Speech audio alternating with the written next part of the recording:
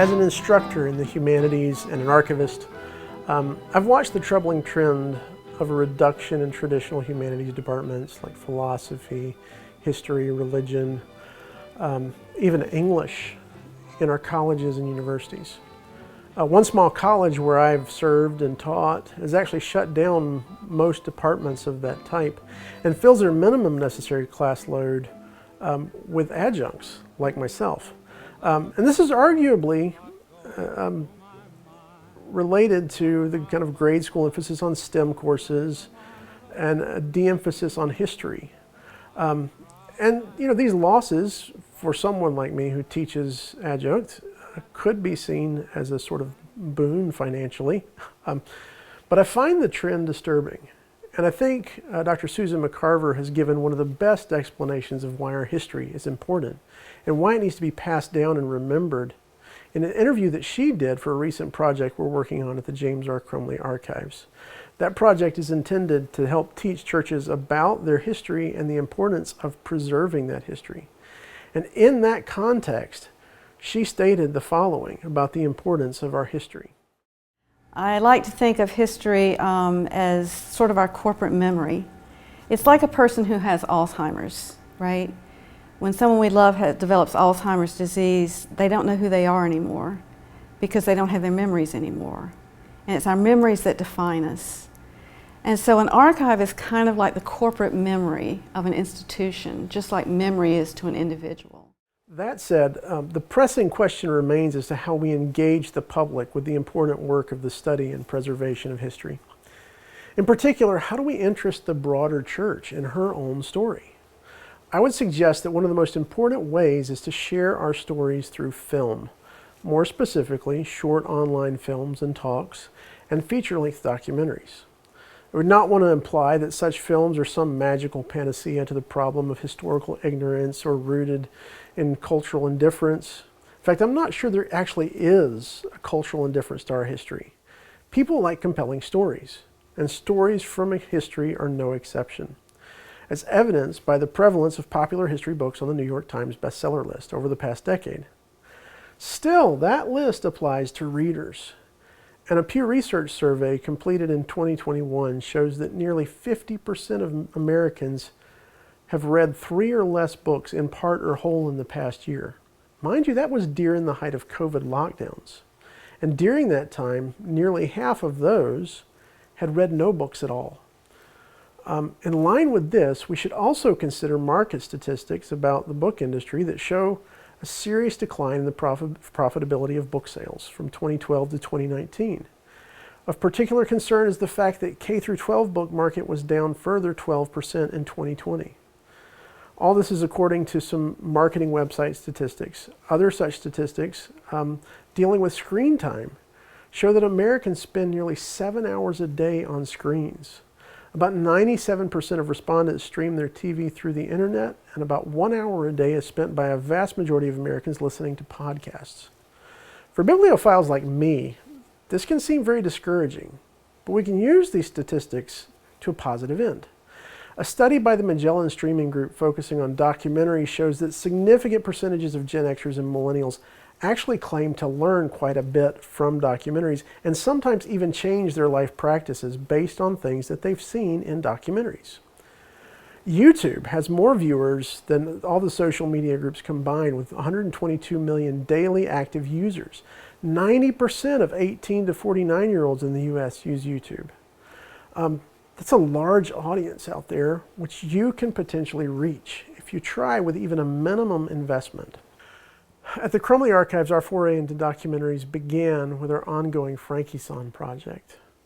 That project began when I, as an archivist, came across a new donation, or I should say accession to the archives, of a group of newsletters about a gentleman named Kyozo Miyashi, who came to the U.S. in the 1960s and ended up studying at the Lutheran Theological Southern Seminary.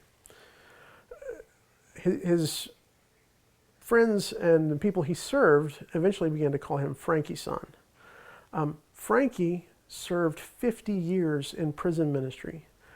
For many of those years, up until about 1992 when it closed, starting in the late 60s, He served at the Central Correctional Institute, which some have described as being dungeon-like, a prison that was built in the mid-1800s here in South Carolina. When I came across his collection of newsletters, I was blown away by how compelling and interesting his story was. And I have a friend who works in filmmaking, owns Fisher Films, who is the group that we are working with on our Frankie project. At the time, which was 2019, I told him this would make an incredible movie.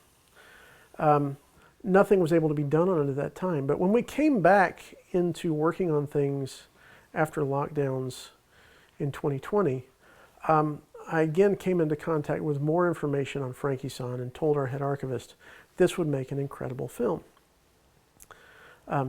She said, well, let's see what it would take to do that, and began looking for grants.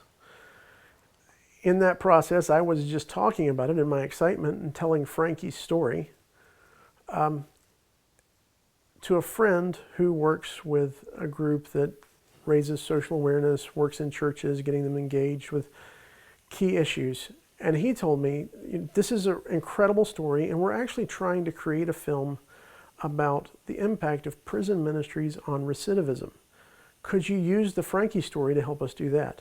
That opened the door for a filming project for Fisher Films, and for us at the archives, at the Crumley Archives, to get extra footage of Frankie and people who knew him to house in our archives. This was incredibly important because Frankie is now 93 years old and at the end stages of Alzheimer's. But we were able to get his story because at that time, his Alzheimer's wasn't as severe, and he was himself able to share stories with us. Out of those stories and what others have told us, we've begun putting together not only short documentary films related to prison ministry and recidivism, but we're in the beginning stages of a feature-length documentary that we hope to do in partnership with Fisher Films to take to various film festivals and eventually even possibly promote on public television or through streaming services. Now, of course, that's a larger project, and Frankie's story is incredible. I've not had anyone that I've told his story to that didn't want to know more about him. Anyone that we've shown our short segments to, which I'll share one with you here shortly, have always wanted to see more of Frankie's story. So it is fitting to try to raise the funds for a longer documentary. That documentary will probably cost us somewhere between $50,000 and $75,000. And no, that sounds daunting possibly, but it's not that huge. That said, you probably have more possibility and potential for making short films and posting things on YouTube than you potentially realize. There are things you could do, whether you're a historian, a professor. In fact, if you're a professor after COVID, there's a good chance you already have experience making some informative videos. With the right tools and a little more practice, you could actually make some interesting shorts, anywhere from 3 to 7 minutes, where you offer fun facts, stories from your collection. If you're working with an archives, film of very interesting or rare or kind of unique artifacts or documents that you may have, just briefly telling about them. You don't have to give the full history. You don't want to bore people. But getting those YouTube users and those social media scrollers to stop and look, it gives you the chance to show them something about their history and about the importance of preserving history. Most of you have a tool in your hand, in your pocket, in your bag that you can use to make short films on your cell phone, if you have an iPhone. My 16-year-old son and his friends in the neighborhood have made some creative little short films, and the editing that they do is done on Adobe Suites, which costs about $30 a month to subscribe to. There are free services online. Apple has a free service.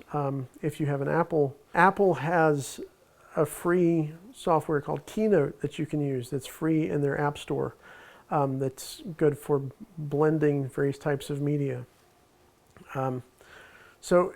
Furthermore, if you want to do a larger project, not every large project is going to cost you tens of thousands of dollars.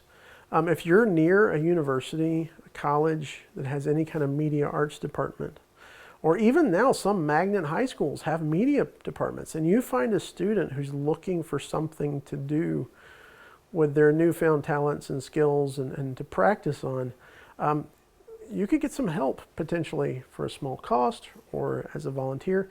A lot of these students are kind of making something of a living filming weddings and events like that, and would probably find it much more interesting to try to create a 5-minute long documentary, and would probably do that for much less than it costs to film a wedding.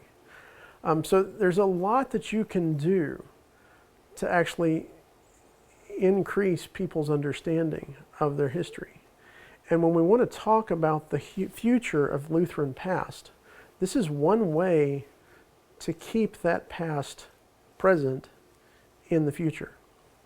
I thank you for your time, and kind of as a conclusion, I'd like to show you the trailer that we've made of our hopeful and upcoming feature-length documentary on the life of Frankie Sonn.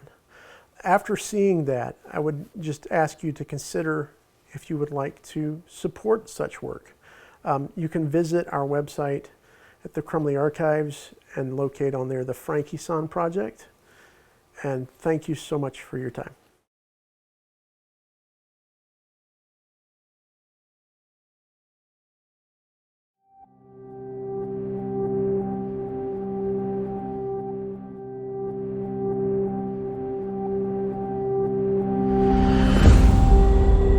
One of the segments that we're doing is on Frankie Sonn. Did you know Frankie Sonn? Know Frankie Sonn well. Do you have any stories of Frankie in ministry? How long you got? I met Frankie Sonn at the Central Correctional Institution. It's impossible to adequately describe the horrors of the Central Correctional Institution.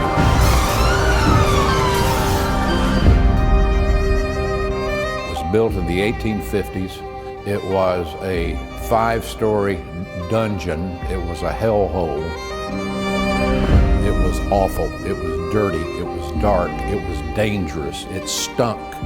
It stunk of evil. Frankie Sonn was the librarian. He was the prison librarian. It was an amazing sight.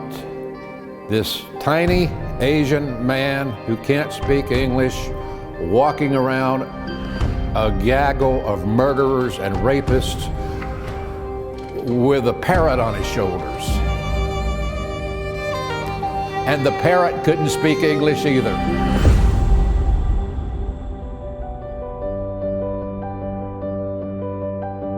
Frankie is something of a legend in prison ministry. But I think more important than the legend of Frankie is the legacy of Frankie. The first definition for a pioneer is the first person to do something. And then the second definition, which I thought was also interesting, is somebody who prepares a way for others. That would definitely be the case with Frankie and everything that he's done.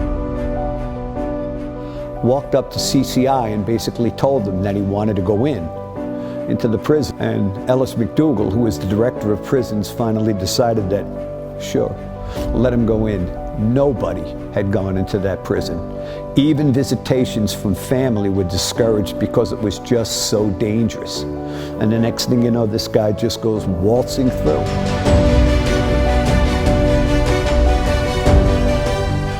And that was the segue to his going into a life sentence of ministry in the prison.